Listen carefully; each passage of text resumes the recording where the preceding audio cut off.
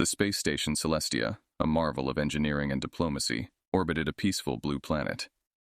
Its halls, vast and adorned with the flora and fauna of 1,000 worlds, buzzed with the chatter of alien diplomats and delegates. At the heart of this Interstellar Congress was the Grand Hall, where the first-ever human representative, Captain Leo Marquez, was making his debut. Leo, a charismatic and clever man from Earth, navigated through clusters of alien beings with cautious curiosity. He was accompanied by his close colleague and friend, Dr. Elisa Cortez, a brilliant linguist and cultural expert. As they approached a group of slender, silvery beings from Zeta Reticuli, Leo whispered to Elisa, "Do you think they'll appreciate the irony of a human at a peace conference?" Elisa chuckled softly, adjusting her translator device. "Only if they understand human humor. Let's make a good first impression." The Zetans, known for their advanced technology and stoic demeanor, turned to the newcomers with a flicker of their bioluminescent eyes. "Welcome, humans," greeted their leader, Ambassador Thal, his voice a harmonious blend of musical tones. "We are curious about your kind.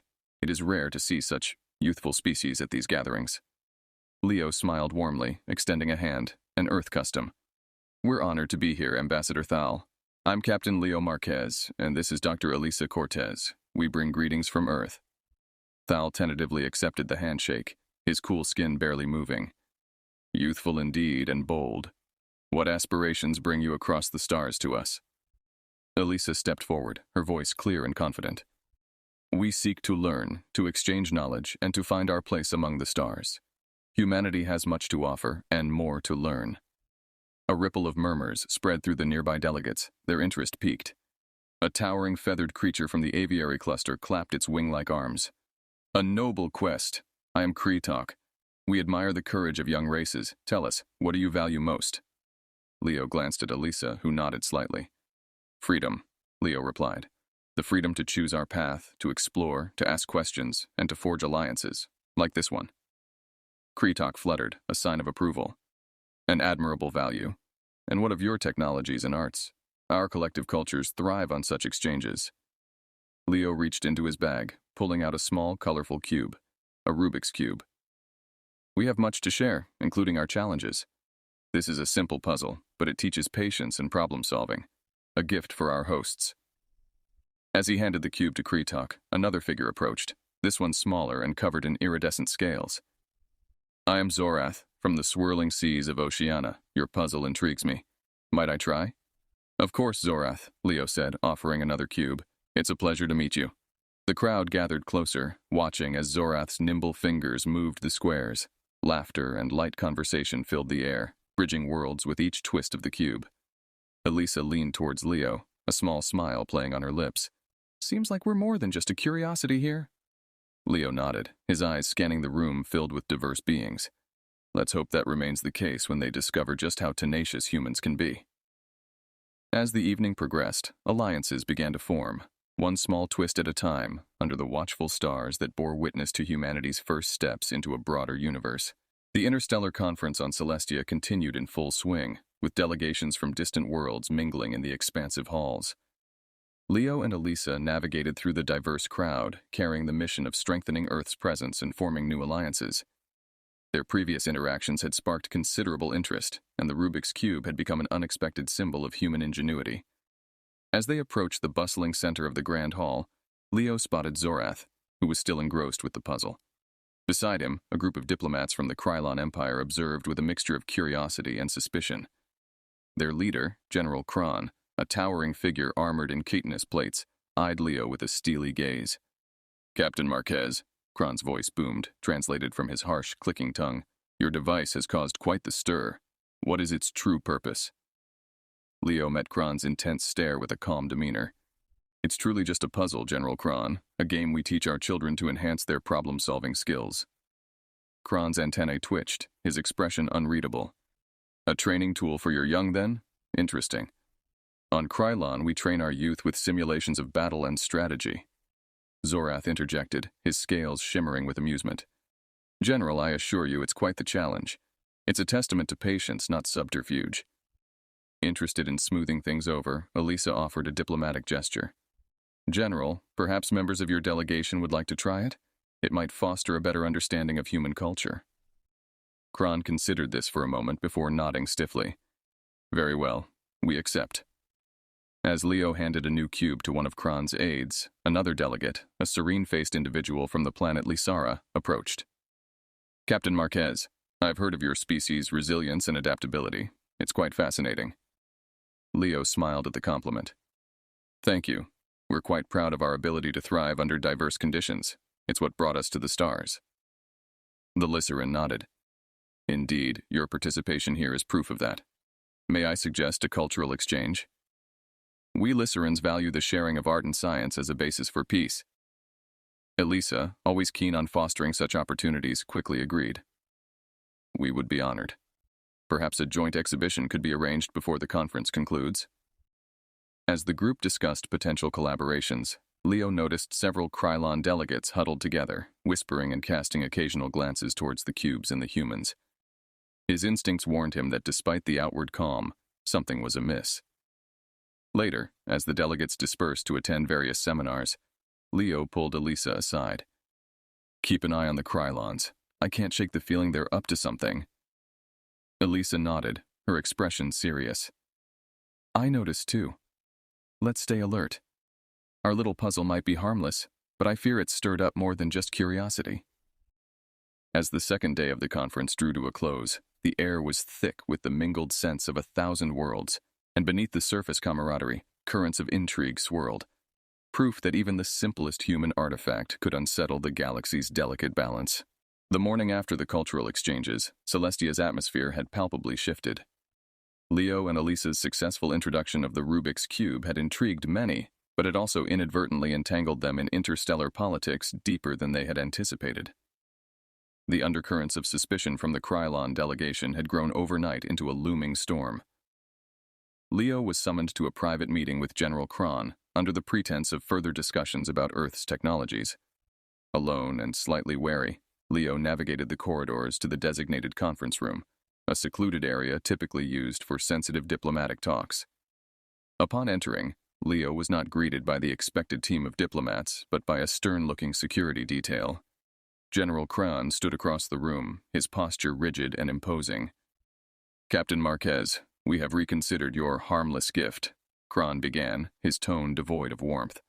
Our analysts suggest it could be a device cleverly disguised for espionage. Explain yourself before we take drastic measures. Leo's heart raced, but he maintained his composure. General, I assure you, the puzzle is exactly as I've described. There's no hidden agenda. It's meant to challenge the mind, nothing more. Kron's eyes narrowed. We are not convinced. You will remain here under guard until further notice. Before Leo could protest, he was firmly escorted to a holding area within the station's security wing, a stark room with views of the cosmos that mocked his sudden lack of freedom.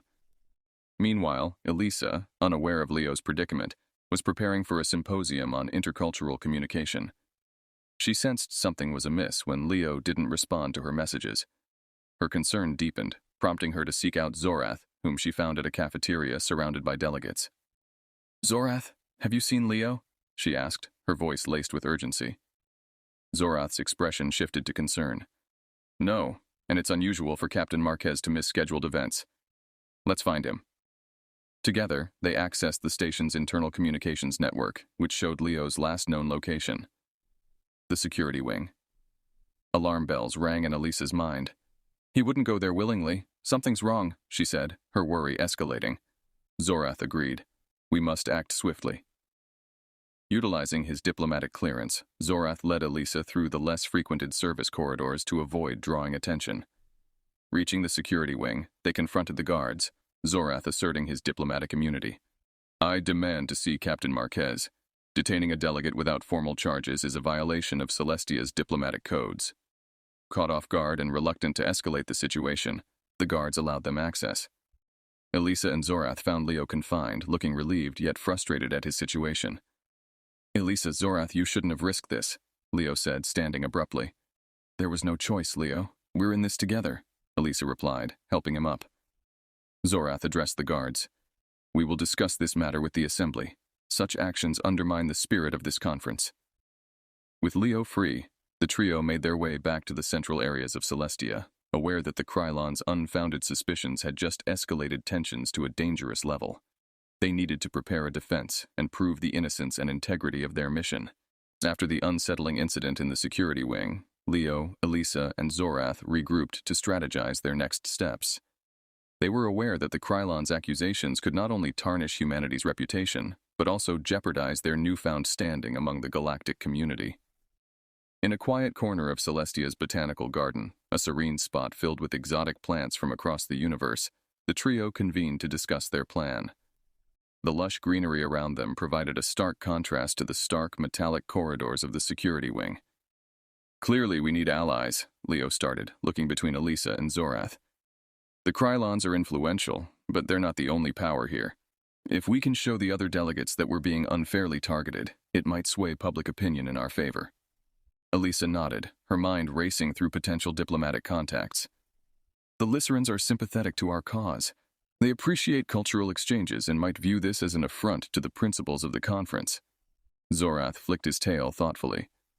"The aviary cluster delegates might also support us. They respect courage and integrity, qualities that Leo demonstrated when he openly resolved their tech malfunction yesterday." Deciding to split up to cover more ground, Leo headed to speak with the Lycerans, whose leader had expressed admiration for human culture. Meanwhile, Elisa took on the task of reconnecting with the aviary cluster, and Zorath planned to leverage his personal connections with the aquatic species of Aquaria, known for their disdain for baseless accusations. Leo met with the serene-faced Lyceran leader, Elthar, in his delegation's pavilion, which was decorated with flowing water and soft glowing lights. "Elthar, I come to seek your counsel and, hopefully, your support. My people and I are committed to truth and mutual respect, values I believe resonate with Lysara." Elthar responded with a gentle nod, his voice soothing. "Captain Marquez, we have observed your species' emergence with great interest. The incident with the Krylons concerns us deeply. Lysara stands for justice and will support you in the assembly." Grateful for the support, Leo returned to the garden, where he found Elisa already waiting with good news. "The aviary cluster has agreed to stand by us. They're organizing a small contingent to speak on our behalf." Zorath joined them shortly, his expression bright. "The Aquarians are also with us. They abhor deceit and will help us reveal the truth." Buoyed by their successful diplomacy, the trio prepared a presentation for the upcoming assembly meeting. They planned to highlight humanity's values, their peaceful intentions, and the misunderstandings surrounding the simple Earth puzzle. As they gathered evidence and testimonials, Leo couldn't help but feel a sense of pride. Despite the precarious situation, humanity was making its mark, not through conflict, but through the very essence of what made them human, building bridges and forging alliances under pressure. The pivotal assembly meeting had finally arrived, and the Grand Hall of Celestia buzzed with anticipation. Representatives from various star systems filled the chamber, their diverse forms casting an array of shadows on the walls. Leo, Elisa, and Zorath arrived early, taking their place among the assembled delegates. They were prepared to defend humanity's integrity and demonstrate the benign nature of their gifts. As the session began, the Speaker of the Assembly called the meeting to order. The chamber fell silent, all eyes turning towards the podium. Leo stepped up, a series of visual aids ready behind him, depicting scenes of Earth's diverse cultures and technological milestones. "Esteemed delegates," Leo began, his voice steady and clear, "we gather here in the spirit of understanding and cooperation. Yet, recent events have cast a shadow over our intentions, which remain as transparent and peaceful as the puzzle we shared with you." He proceeded to explain the nature of the Rubik's Cube, illustrating its role in human education and cognitive development. As he spoke, images of children and adults on Earth engaging with the puzzle and other educational tools flashed on the screen behind him. "Our gifts were meant to share a piece of our world, a symbol of the challenges we face and overcome daily through patience and intellect," Leo continued, his gaze sweeping across the room. Zorath took the floor next, reinforcing Leo's points. "I've experienced the challenge of the cube firsthand. It is a testament to human creativity, a quality that enriches our interstellar dialogue." Then, to everyone's surprise, a high-ranking official from the aviary cluster, flanked by feathers, stood up. "We support Earth's statement. Their contributions have sparked curiosity and engagement, qualities vital to the growth of this assembly." Discussion followed, with several species expressing their perspectives.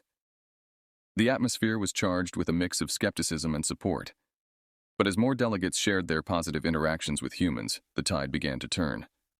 The Krylons, sensing their influence waning, made a final attempt to sway the assembly.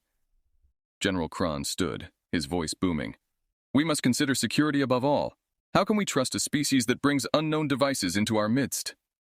In response, Elisa stepped forward, her tone calm but firm. "Security, General Kron, is indeed paramount, which is why we must not let fear cloud our judgment. Our device is open for all to see and understand.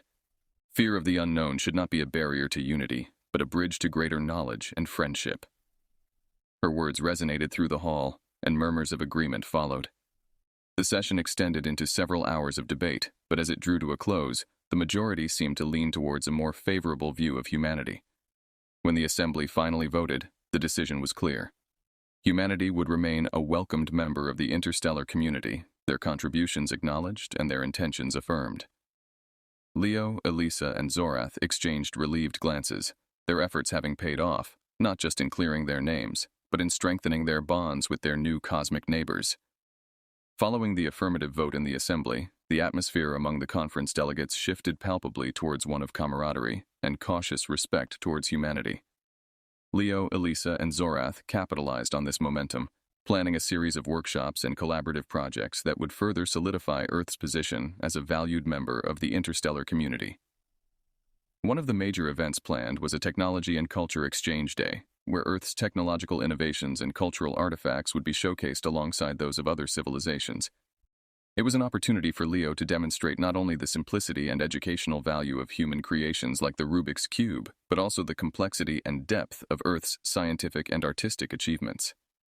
As the day approached, Leo prepared his keynote presentation, intended to underscore the principle of human innovation as a force for good. The hall was packed with delegates from dozens of star systems, their interest piqued by humanity's recent display of diplomatic acumen and intellectual richness. "Today," Leo started, standing before a holographic display of Earth and its diverse environments, "we share more than technology and art. We share the spirit of our planet, driven by curiosity, sustained by the pursuit of knowledge." He guided the audience through a tour of Earth's major achievements: space exploration, renewable energy technologies, and digital advancements, interweaving each with stories of the people behind these innovations. The display included interactive models and simulations, allowing alien delegates to engage directly with human technology. Zorath, taking the stage after Leo, discussed the collaborative potential between Oceania and Earth, particularly in the field of marine science and water conservation technologies. "Our partnership with Earth can lead to breakthroughs that benefit not just our two worlds, but many others that face similar challenges," he explained, showcasing proposed projects on water purification and ecosystem restoration. As the event unfolded, General Kron and a delegation of Krylons attended, observing quietly from the back.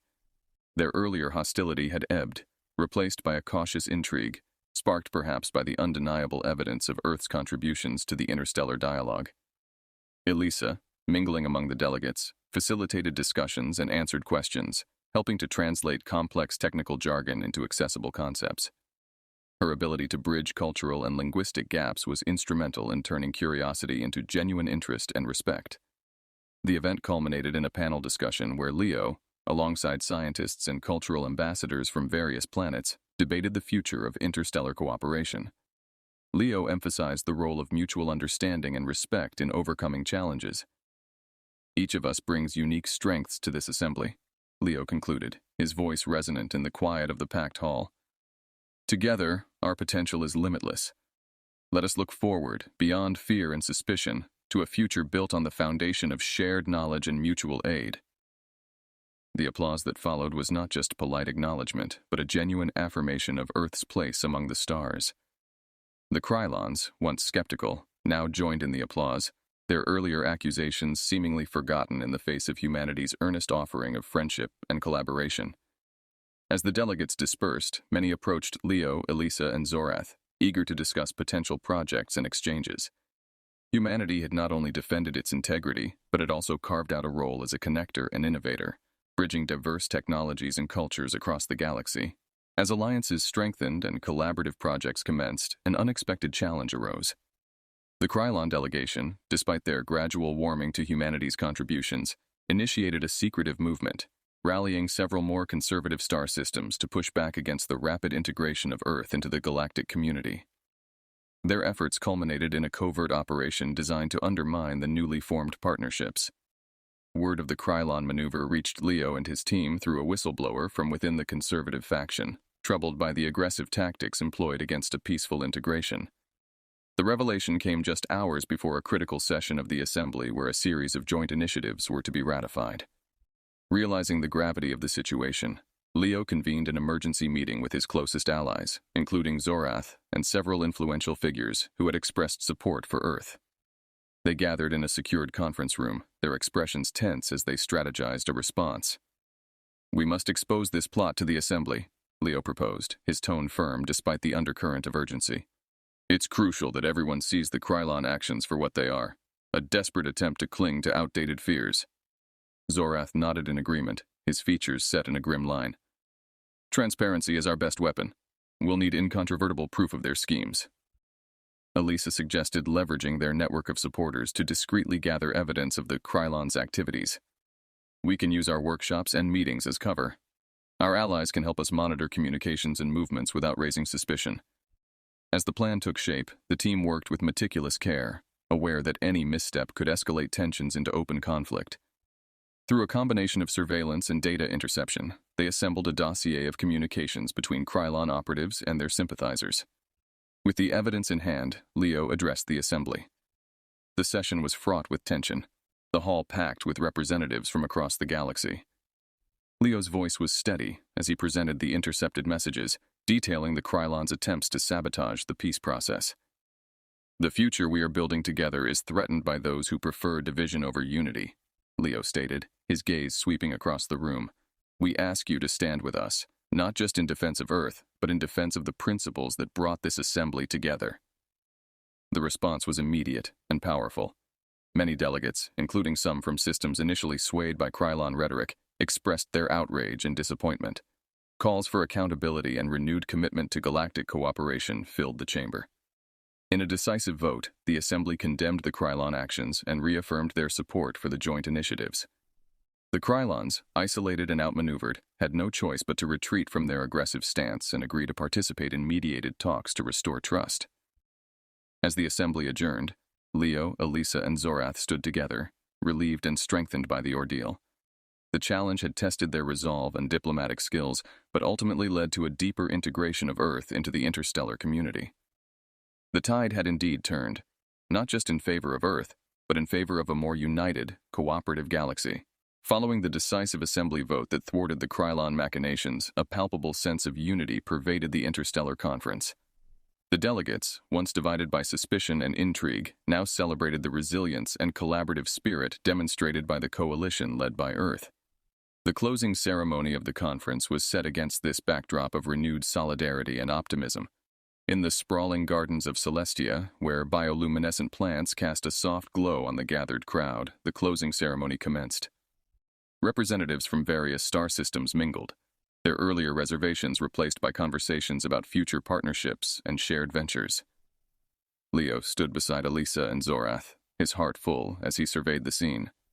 He felt a profound sense of accomplishment, knowing that they had not only navigated a complex political landscape, but had also played a pivotal role in fostering a more inclusive and cooperative galactic community. Ambassador Thal approached the trio, his silvery features reflecting the gentle light. "Captain Marquez, your actions have spoken volumes about the character of humanity. You have turned potential strife into a testament to unity. We are eager to see where this new chapter leads." Elisa, with a bright smile, responded, "Thank you, Ambassador. We look forward to learning from each other, growing together." Zorath, his scales shimmering slightly in the light, added, "This conference will be remembered as a turning point, thanks in no small part to the courage and integrity displayed here." As the formal proceedings began, the leader of the Assembly addressed the crowd, highlighting the significant outcomes of the conference. "Let this gathering be remembered as a milestone in our history, the moment when we truly recognized the strength found in diversity and the power of unity." Leo was then invited to speak. Stepping up to the podium, he felt a surge of pride. "This conference has taught us all invaluable lessons about trust, cooperation, and the importance of confronting our fears. Humanity is honored to be part of this community. We believe in a future where we all thrive together, exploring the stars as companions and allies." The applause that followed resonated through the gardens, echoing the collective relief and joy of the assembly. As the ceremony concluded, the delegates engaged in informal discussions, planning visits to Earth and inviting human representatives to their planets. Leo, Elisa, and Zorath spent the final hours of the conference exchanging contacts and discussing potential projects, their minds already racing with ideas and possibilities for collaboration. The once daunting expanse of space now seemed a little more like home, a vast, shared frontier teeming with friends and future adventures. As the stars twinkled above, reflecting off the metallic surfaces of Celestia, Leo felt a deep connection to the cosmos. Humanity had not only secured a place at the interstellar table, but had also ignited a spark of hope and cooperation that would light the way forward. The journey was just beginning, and the possibilities were as limitless as the universe itself.